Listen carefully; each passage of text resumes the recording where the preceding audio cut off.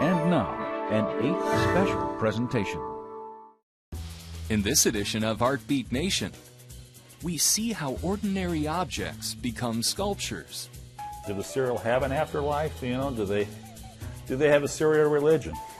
I don't know. A German Jewish photographer captures the country's changing political reality through a modernist lens. And it's an incredible documentation of how quickly things changed. An artist and a breast cancer survivor team up to create a public symbol of courage and hope. It just incorporates so many personal stories. And songwriters gather for musical inspiration and good times. I always feel like I'm in way over my head among all these riders here. These are the best riders in the world who come here for this festival. It's all ahead on this edition of Artbeat Nation.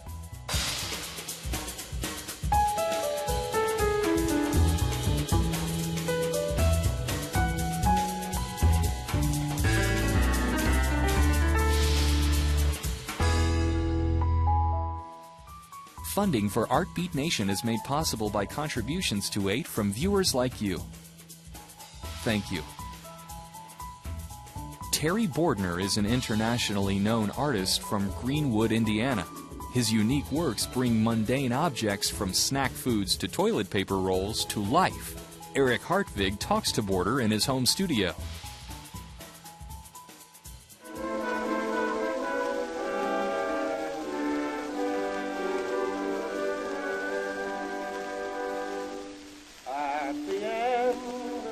Of the rainbow there's happiness.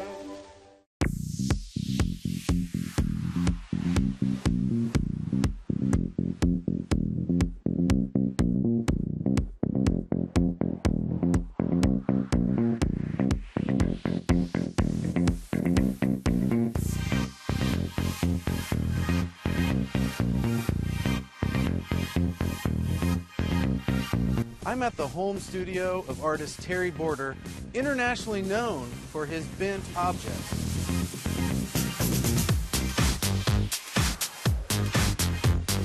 Terry?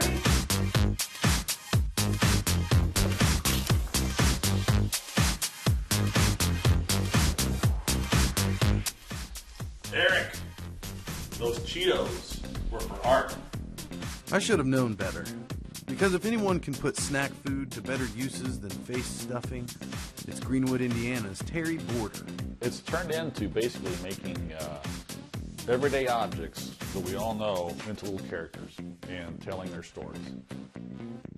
Terry is sort of a mad scientist, bringing life to these inanimate objects. You know, we all have these ideas about objects and what they mean to us, and I try to have fun. I try to make people laugh. Some people get them right away, like poor Rosemary, absolutely crushed when her boyfriend Basil hit the road. It just takes a second for people to get on my weird wavelength. When you're walking down a store aisle and you see an object and it's like, ding, you know, you get an idea. That's the most fun for me. So I could see broccoli 10 times, but that one day, I'll see broccoli at a certain angle or whatever, and an idea will pop in my head. And you'll say, why didn't I think of that before? Sometimes I'll be doing something and like, this is just too weird. I got one of an egg, and he's visiting his mother. It's supposed to be maybe Mother's Day, and he's got a card that says mother in his hand. And in the background, you can see he's too late. It's a rotisserie chicken. And people loved it. People were like, this is hilarious. And then some people are like, oh, that's really sad. But it's really funny, too. For me, the dark stuff is the funniest. One time at a book signing, a couple of cute little kids, probably 7 and 9, came up, brother and sister, and they were looking through my book. And then they come to one photograph of a bunch of little figures made out of tubes of Preparation H. And they're pulling straws to figure out who's going to be the one, this job coming up. And they turn around to Mom, what is this about, Mom? And I'm like, I know, well, that book is not going to get sold. That sale is gone. And she looks at it, and she looks at me, and she just leads them away. But it wasn't always this way for Terry. When he first started taking pictures, he was working with objects. But no matter how much he wanted, he never got to bend them.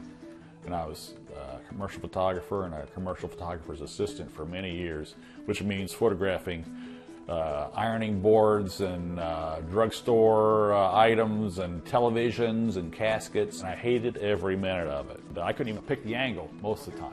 So, what's a man to do who is hell-bent on bending things? I took a job in a grocery store as a baker, and I'd always pass the lemon rack, and they'd have these big bushel baskets full of lemons, and right next to the real lemons, they had bushel baskets full of the fake lemons, you know, the lemon juice in the plastic lemons. If a lemon was alive, if he was a character, and if he was kind of like us, how would that relate to him? Today, Terry's bent objects have populated a world of their own.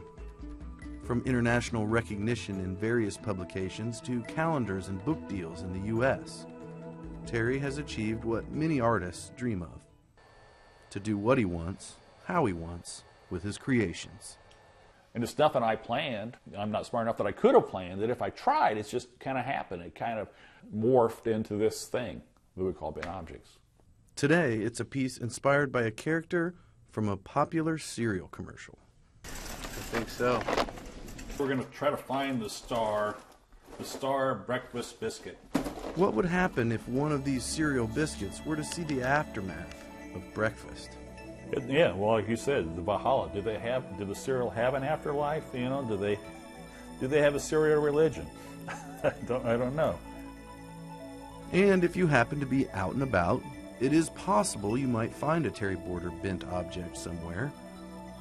On occasion, Terry will leave behind one of his characters. Whether it's a gas station, or I'll just drop it off at a mall, or some park, city streets. A lot of times I'll put them on windowsills of city streets. I have yet to hear from anybody that have found one. I don't really have to know what goes on. Probably 9 times out of 10, a janitor or somebody will pick it up and throw it away.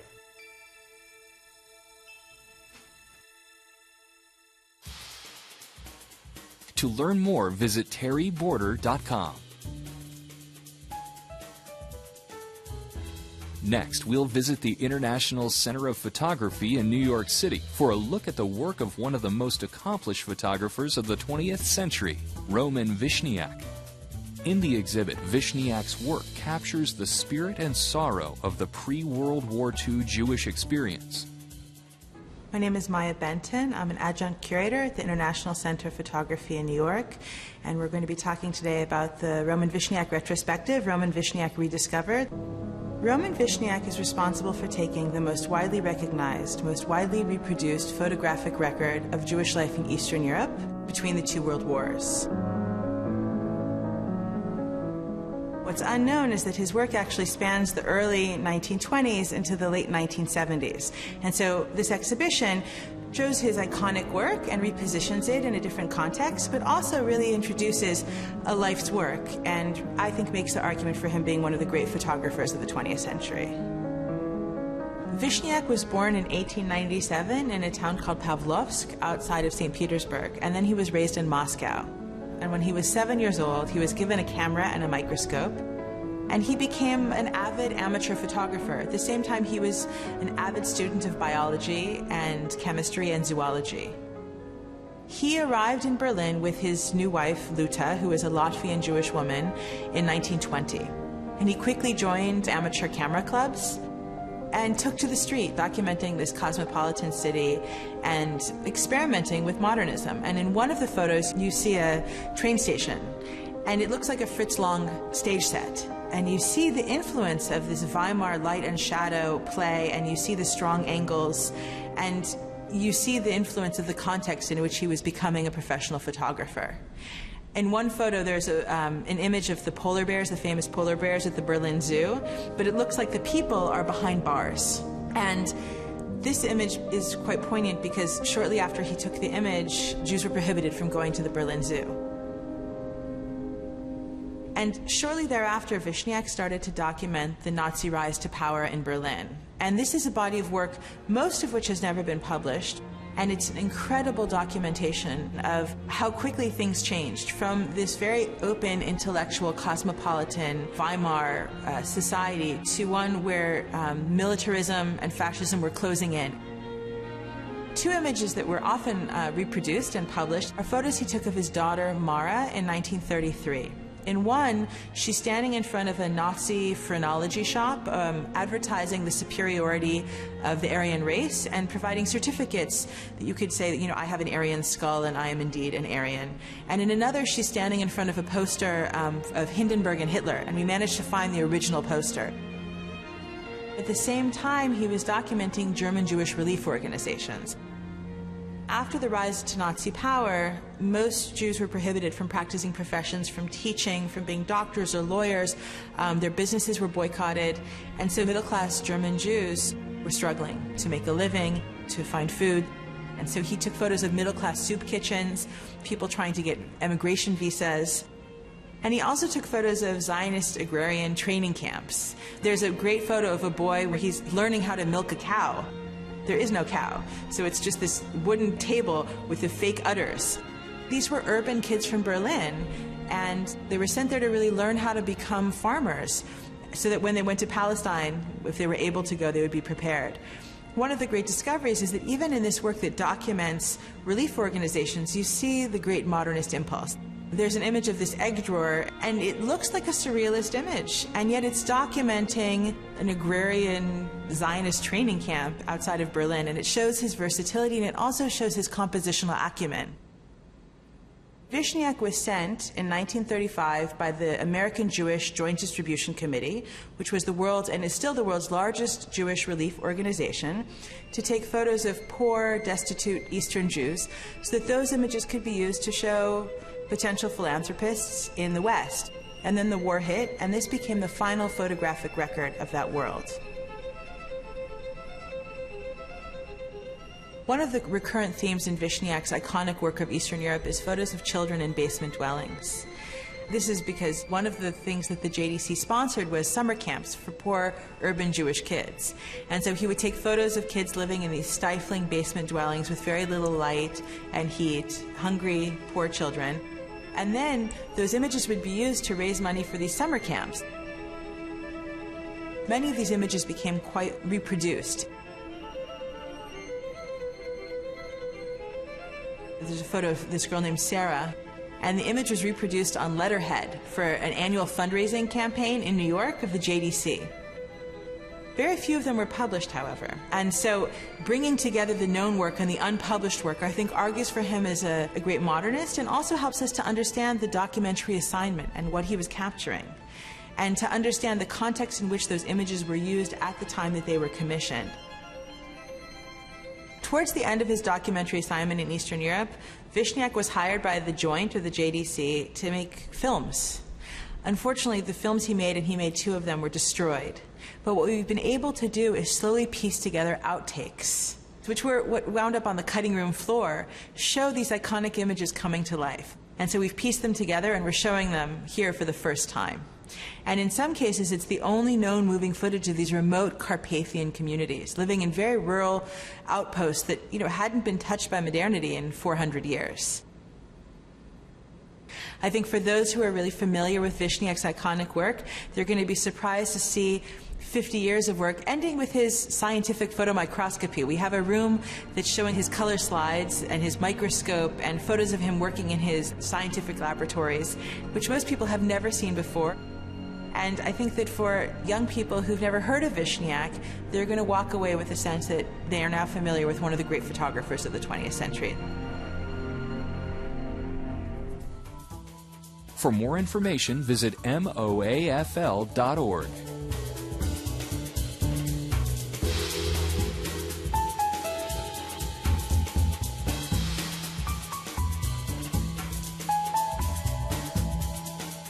Have you ever turned to music, literature, or art during difficult times? Artist Gail Rappaport Weiland takes us to her studio in Rocklin, California, where she and her friends have gathered to create an artistic message of healing and hope. Well, you never know what you're going to find when you open up someone's garage, right? Well, here at the Rockland studio of artist Gail Rappaport Weiland, you find beautiful art with a message of healing and hope.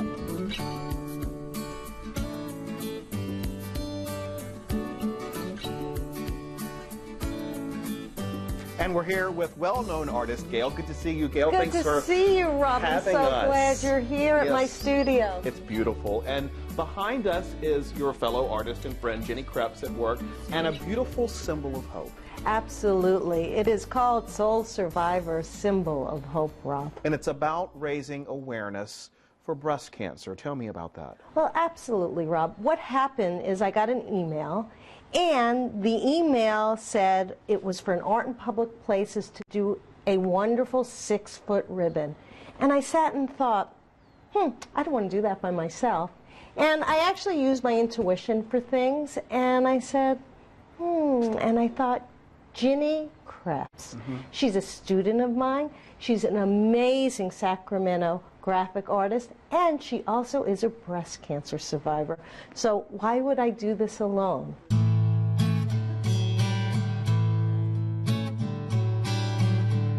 So, Jenny, your artwork is called Soul Survivor, Symbol of Hope. What does that mean to you?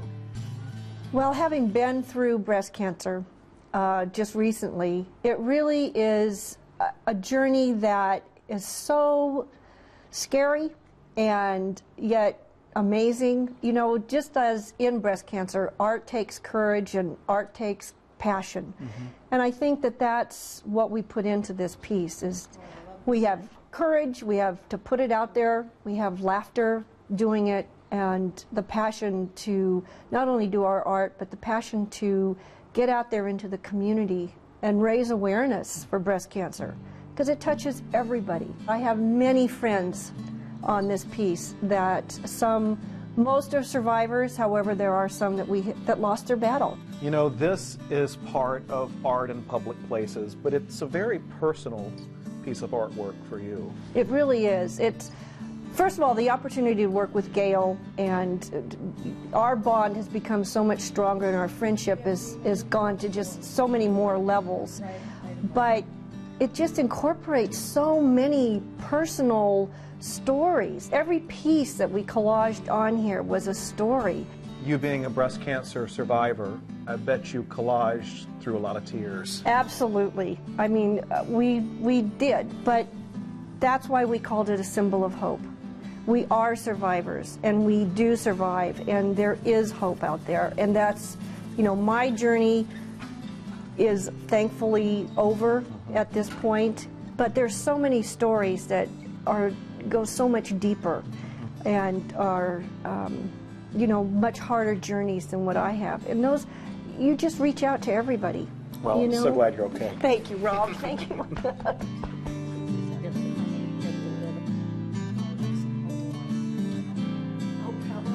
The entire piece of artwork is filled with beautiful personal stories. You see words like journey and fate, survivor, 2007, because this isn't just about people who lost their battle, it's about people who are living and won the battle. Absolutely. Both Jenny and I were honored because not only are we painting, this isn't about us. This is so much bigger than us, Rob. I mean, I love to paint, you know that. It's my full-time profession, but this is about people surviving. It is about awareness, support, bringing to the forefront how important it is for people to get mammograms. Well, Gail, thank you so much for having us here. It's been a pleasure, At your Rob. studio in Rockland with Jenny as well, showing the Soul Survivor, Symbol of Hope.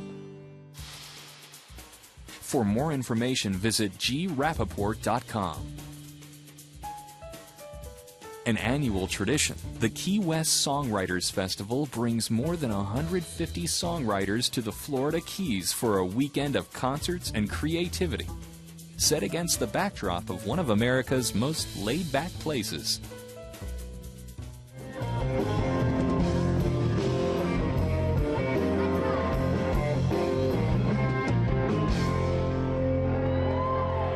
This is my 17th year at the Key West Songwriters Festival. My first year of ever coming here, it was me and Mac McAnally. I opened for Mac McAnally. Somebody told me if I didn't play this song, I wasn't going to be welcome in Key West no more. I wrote this down here about 18 years ago. And we played Friday and Saturday night. Friday night there were about 15 people in the audience, and then Saturday night it was packed out. 250 people came to see us. It's been going up every year.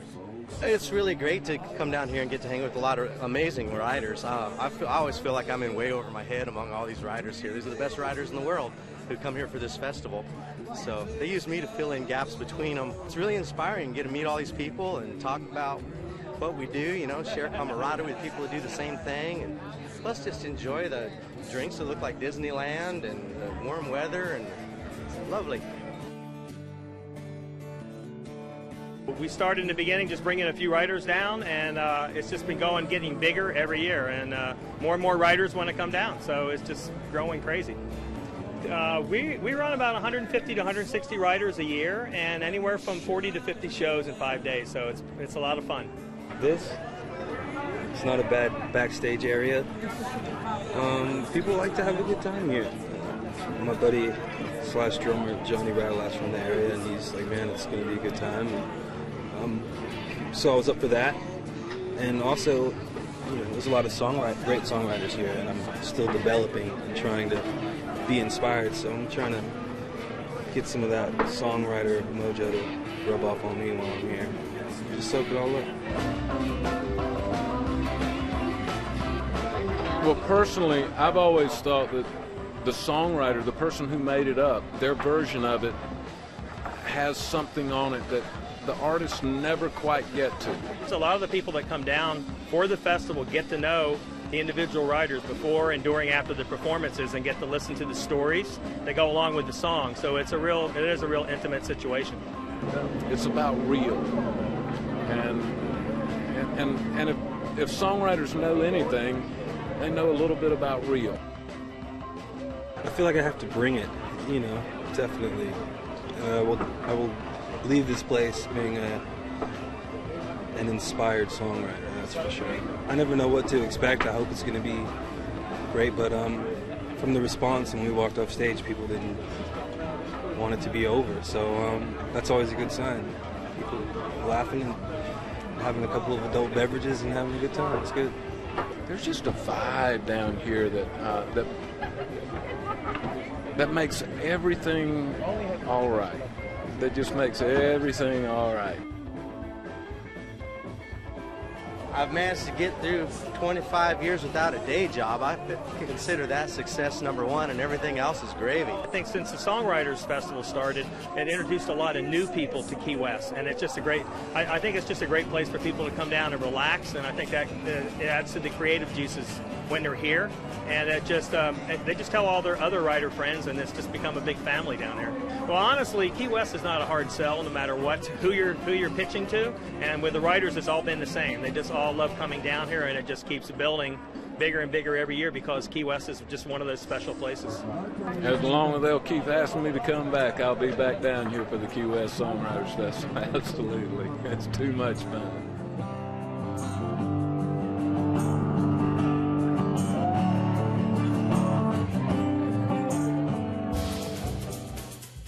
For more information, visit KeyWestSongwritersFestival.com.